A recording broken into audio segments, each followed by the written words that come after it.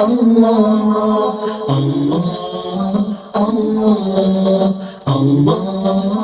اللہ الحمد للہ رب العالمین والصلاة والسلام علی سید المرسلین وعلی آلہ واصحابہ اجمعین اما بعد رب اشرح لی صدری ویسر لی امری واحلل عقدۃ من لسانی یفقہوا قولی رب زدنی علما رب یسر ولا تعسر وتمم بالخیر اما بعد اعوذ باللہ من الشیطان الرجیم بسم اللہ الرحمن الرحیم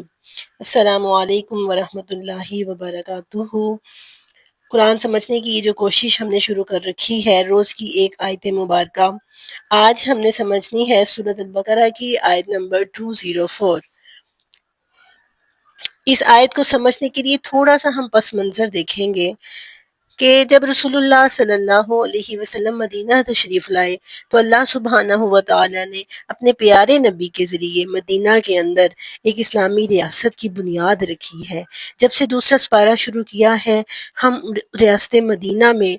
نافذ ہونے والے قوانین کے بارے میں پڑھ رہے ہیں۔ ہم نے سب سے پہلے تحویل قبلہ کا قانون پڑھا، اس کے بعد پھر ہم نے فرض نماز کے احکامات پڑھے، روزوں کی فرضیت کے بارے میں پڑھا اور جہاد کی فرضیت کے بارے میں پڑھا۔ اس کے علاوہ ہم نے دیکھا کہ قصاص کیا ہے، وصیت کیا ہے، اور اب ہم حج کے احکامات پڑھ رہے ہیں۔ ان سارے قوانین اور سارے احکامات جن کے اوپر ایک اسلامی ریاست کی بنیاد رکھی جاتی ہے، ان ساری قوانین کے نفاذ کے ساتھ ساتھ اللہ تعالیٰ نے مسلمانوں کی، مومنین کی تربیت کا اہتمام بھی کیا ہے۔ ہر حکم نافذ کرنے کے بعد تقوی پر زور دیا ہے، اور یعنی انسان کی کریکٹر کی جو ہے وہ کریکٹر بلڈنگ کی ہے، ایک مومن کا کریکٹر کیسا ہونا چاہیے۔ اللہ تعالیٰ نے ساتھ ساتھ حج کے احکامات میں بھی یہ بات سمجھا دی ہے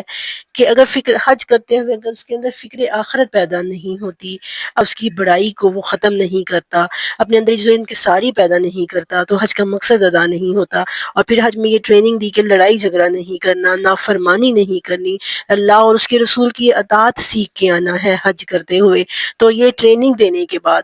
اللہ تعالیٰ نے یہ آیات جو اب ہم شروع کرنے والے ہیں، آیت نمبر 204، 205 اور 206، ان تین آیات کے اندر اللہ تعالیٰ نے ایک ایسے کردار کے مالک انسان کا ذکر کیا ہے جو بظاہر تو آپ کے اوپر تن من دھن نچھاور کرنے کے لیے تیار ہوتا ہے، لیکن اندر سے انتہائی مکروہ کریکٹر کا مالک ہوتا ہے۔ وہ کون ہو سکتا ہے؟ ہم نے دیکھا سورۃ بقرہ میں اللہ تعالیٰ نے انسانوں کو 3 گروہوں میں تقسیم کیا ہے۔ نمبر 1 پکے مومنین، اور نمبر 2 پکے کافر، انکار بلیورز، نان بلیور اور منافقین، جو اوپر سے کچھ اور ہوتے ہیں اور اندر سے کچھ اور ہوتے ہیں، جن کا جو ڈبل فیس آپ کہہ سکیں گے، جو ڈبل فیس ہوتے ہیں، جو بڑی جب آپ ان سے ملتے ہیں تو بڑی خوشگوار باتیں کرتے ہیں، لیکن ان کے اندر جو ہے وہ دل ان کا صاف نہیں، اور بحث و مباحثہ اور گفتگو اتنی خوبصورت کرتے ہیں، ان کی شخصیت بھی اتنی خوبصورت ہوتی ہے کہ ہم ان سے متاثر ہوئے بغیر نہیں رہ سکتے، اور لیکن جب کسی معاملے میں ان کے ساتھ بحث کرنی پڑتی ہے تو پھر وہ جو ہے نا اپنا آپ دکھانا شروع کر دیتے ہیں، لڑائی جھگڑے تک پہنچ جاتے ہیں، اور لڑائی جھگڑالو انسان اللہ کی نظر میں سخت ناپسندیدہ ہے۔ ہمارے ہاں ہم کہتے ہیں نا کہ بھئی جو دل کا صاف ہوتا ہے اس کی زبان تلخ ہوتی ہے، وہ جھگڑالو ہوتا ہے، یہ ہمارے ہاں آج نا ایک سوچ پائی جانے لگی ہے۔ لیکن اللہ تعالیٰ نے کیا، اللہ کا قرآن کیا کہہ رہا ہے، میں نے پہلے بھی آپ کو بتایا تھا کہ انسانی معاملات کے اندر ہم نے ڈیل کیسے کرنا ہے وہ ہمیں قرآن سکھاتا ہے، ہر رشتے کو کیسے نبھانا ہے وہ بھی ہمیں قرآن سکھاتا ہے۔ اور اب اخلاقیات کے معاملے میں دیکھیے قرآن پاک ہماری کیسے رہنمائی کر رہا ہے۔ قرآن ہماری یہ رہنمائی فرما رہا ہے کہ اللہ کی نظر میں جو ہے الد الخصام، سخت جھگڑالو قسم کا انسان اللہ کو پسند نہیں ہے۔ آئیے آیت کا ترجمہ دیکھتے ہیں، اور آیت کا ترجمہ دیکھتے ہوئے آپ کو سمجھ آ جائے گی کہ اللہ تعالیٰ نے کس قسم کے کردار کے مالک انسان کا یہاں پر ذکر کیا ہے۔ اعوذ باللہ من الشیطان الرجیم، بسم اللہ الرحمن الرحیم۔ وَمِنَ النَّاسِ مَن يُعْجِبُكَ قَوْلُهُ فِي الْحَيَاةِ الدُّنْيَا وَيُشْهِدُ اللَّهَ عَلَى مَا فِي قَلْبِهِ وَهُوَ أَلَدُّ الْخِصَامِ الخِصَامِ وَمِنَ النَّاسِ لوگوں میں سے کچھ ایسے بھی ہیں من یعجبک کہ تمہیں بڑی اچھی لگتی ہے، من وہ جو کہ یعجبک تمہیں بھا جاتی ہے، قولہ اس کی بات فی الحیات الدنیا دنیا کی زندگی میں یا دنیا کی زندگی کے بارے میں، وَيُشْهِدُ اللَّهَ وہ اللہ کو گواہ بناتا ہے، باتیں کرتے ہوئے نا بار بار وہ اللہ کو گواہ بناتا ہے، عَلَىٰ مَا فِي قَلْبِهِ جو اس کے دل میں ہے، قسمیں کھا کھا کے کہتا ہے نہیں نہیں میرے دل میں تو کوئی بات نہیں، میرے دل میں یہ نہیں، وَيُشْهِدُ اللَّهَ اور وہ اللہ کو گواہ بناتا ہے اللہ اس پر ما فی قلبہ جو اس کے دل میں ہے، وَهُوَ أَلَدُّ الْخِصَامِ اور حقیقت میں وہ سخت قسم کا جھگڑالو انسان ہے۔ اب آپ کے سامنے ایک نقشہ ایک تصویر آ گئی ہوگی کہ کس قسم کے انسان کا اللہ تعالیٰ نے ذکر کیا ہے۔ اسی آیت سے ملتی جلتی آیتیں نا سورۃ المنافقون میں بھی آتی ہیں۔ سورۃ المنافقون کی شروع میں آتا ہے کہ اذا جاءك المنافقون قالوا نشهد انك لرسول الله والله يعلم انك لرسوله واللہ یشہد ان المنافقین لکاذبون کہ منافق جب آپ کے پاس آتے ہیں تو آ کر کہتے ہیں کہ ہم گواہی دیتے ہیں، ہم قسمیں کھاتے ہیں کہ آپ اللہ کے رسول ہیں۔ اللہ تو جانتا ہے آپ اس کے رسول ہیں، لیکن اللہ یہ بھی جانتا ہے کہ یہ منافق جھوٹے ہیں۔ اور ایسے ہی سورۃ المنافقون کی آیت نمبر 4 میں اللہ تعالیٰ نے فرمایا کہ اس رأیتہم جب تم انہیں دیکھتے ہو تو ان کے جسم، ان کی باڈی لینگویج تمہیں بڑی اچھی لگتی ہے، اور جب وہ بات کرتا ہے تو تمہیں اس کی بات بھی بڑی اچھی لگتی ہے، لیکن ہوتا کیا ہے وہ بات بات پہ جھگڑا کرنے والا ہوتا ہے۔ یہ تو ہے قرآن پاک کے اندر جو نقشہ کھینچا گیا منافق کا۔ اور مفسرین اسکالرس یہ کہتے ہیں کہ اخنس بن شریح ایک ایسا شخص منافق تھا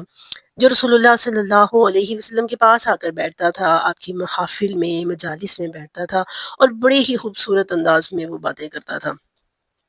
اب رسول اللہ صلی اللہ علیہ وسلم اکثر اس کی باتوں سے امپریس ہوتے تھے، وہ قسمیں کھا کے یقین دلاتا تھا۔ تو یہ آیت اس کے بارے میں آئی ہے، اللہ کے رسول اللہ تعالیٰ نے فرمایا کہ وہ بڑی دل لبانے والی باتیں کرتا ہے، کسے کہانیاں سناتا ہے، جبکہ حقیقت میں وہ سخت جھگڑالو انسان ہے۔ قرآن کا جو حکم ہوتا ہے نا، قرآن کا ہر حکم دو پہلو رکھتا ہے، ایک خصوصی اور ایک عمومی۔ ایک اسپیشل ہوتا ہے کہ کس موقع پر کس بارے میں یہ نازل ہوا ہے، اور ایک عام ہوتا ہے کہ عام اس میں سے ہم نے کیا سبق حاصل کرنا ہے، یہ عام لوگوں کے لیے اس میں کیا سبق ہے۔ اب جو سمجھ آ رہی ہے نا اس کریکٹر کی، دو طرح سے سمجھ آتی ہے۔ ایک شخص ہے وہ دنیا کے معاملات کے اندر آ کے آپ کے پاس بیٹھتا ہے، بڑی اچھی باتیں کرتا ہے، بڑی ڈسپلن کی باتیں کرے گا، بڑی